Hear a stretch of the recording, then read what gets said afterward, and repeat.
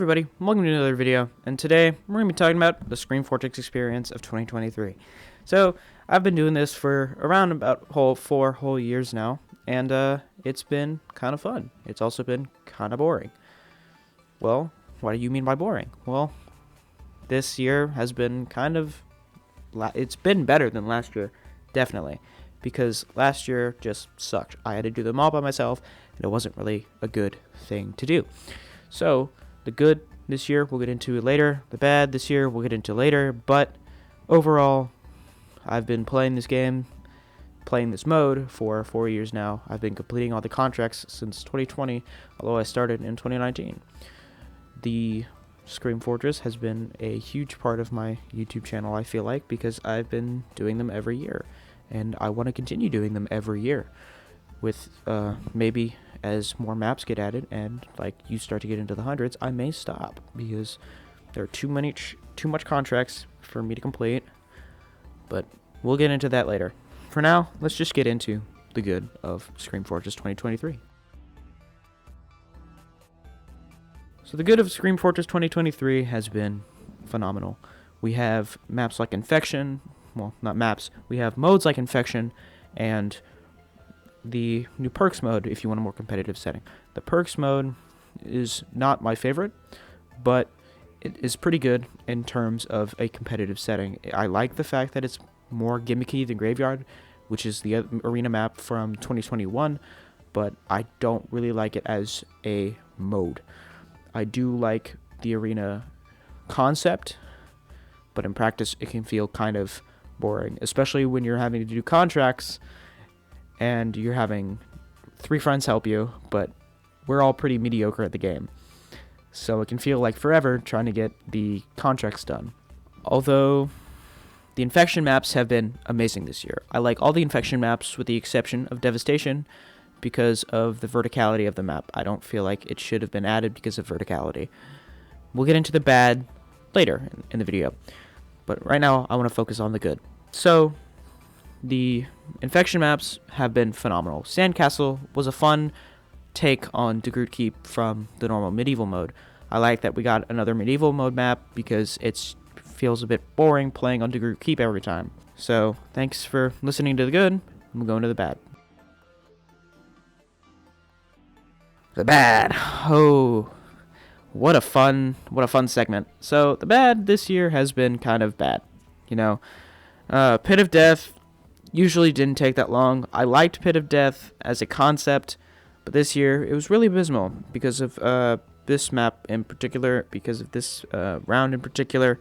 So yeah, we'll just show the clip of the Pit of Death round. Oh, die. They know that they're running. They're literally running away when they see you. Oh, the aimbot heavy got auto balance, I'm pretty sure. But he's like not doing anything. Can we kick him? Wait, the guy with 35 died. Quick, Heavy, get it! Heavy, get the soul! He has 53! Run! Go, Heavy! Go, Heavy, go! So, yeah, this Pit of Death round goes on recording for 9 whole minutes. Not to mention the around half an hour I spent just not recording because of cheaters, and I wanted to finish Pit of Death quickly because I thought the cheaters would leave, and I thought that we could complete Pit of Death quickly. It sucked. I hated that map for that. And Graveyard has always been kind of abysmal. I hated Graveyard. It felt really bad because I'm mediocre at the game.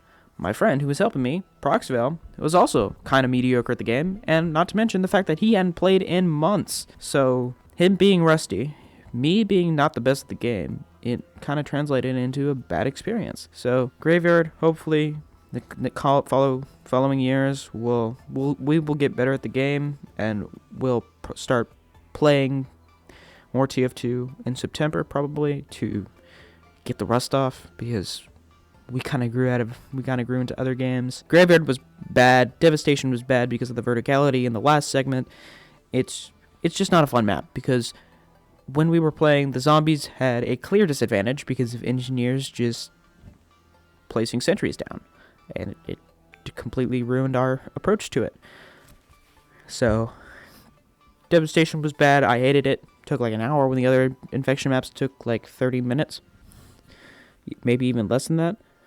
But overall, the infection maps were pretty good overall. But it was just Devastation that was that one bad apple. The other maps that I hated were Ghost Fort because of the 7-minute capture times. I think they put it down from 9 minutes to 7 minutes, which was amazing, but it's still kind of long.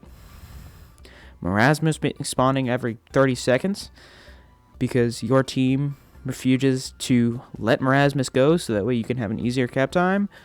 Horrible. Man-Menor. Servers would be empty because we would play them later. We played them at the very end, so it didn't really have any effect on us. Well, it had a major effect on us because we had to, requeue multiple times for a full server because nobody was playing the official maps. And it was kind of bad. So, overall, the bad and the good kind of mellowed out.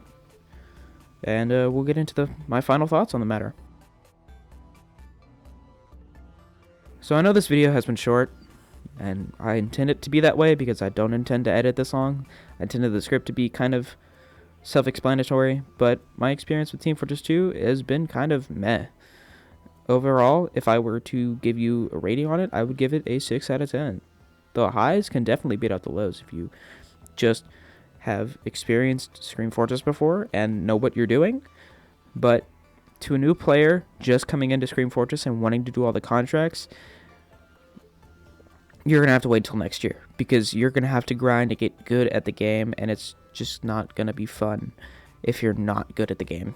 So overall, if I were to give you an experience, yeah, I'd give you a positive experience. You would enjoy it if you knew what you're doing and you had played Team Fortress 2 for a bit. You'd gotten the learning curve down and you knew the maps, you knew gimmicks and stuff like that, and yeah, you could definitely have fun playing the Scream Fortress. It's just that the lows, they do exist. So be prepared for that. So I want to thank you for watching this video all the way to the end if you have. See you in the next video. Goodbye.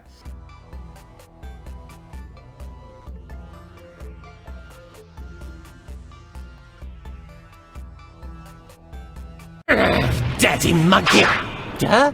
Where? Oh my god, you could grind meat on it. Ah!